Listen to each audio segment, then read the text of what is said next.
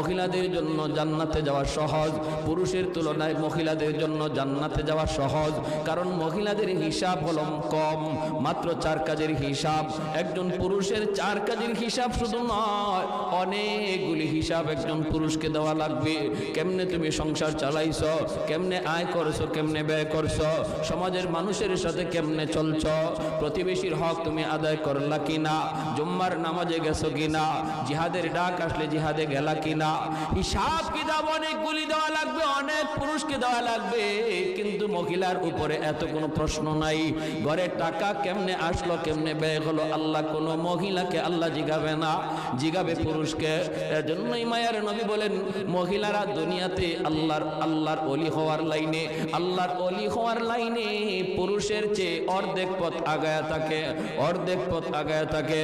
পুরুষ যদি 100 মার্কের মধ্যে 100 মার্কই কামাই করতে হয় পুরুষের আল্লাহর ওলি হওয়ার জন্য, কিন্তু মহিলাকে আল্লাহ পাক রব্বুল আলামিন 100 মার্ক কামাই করতে আল্লাহ বলে না।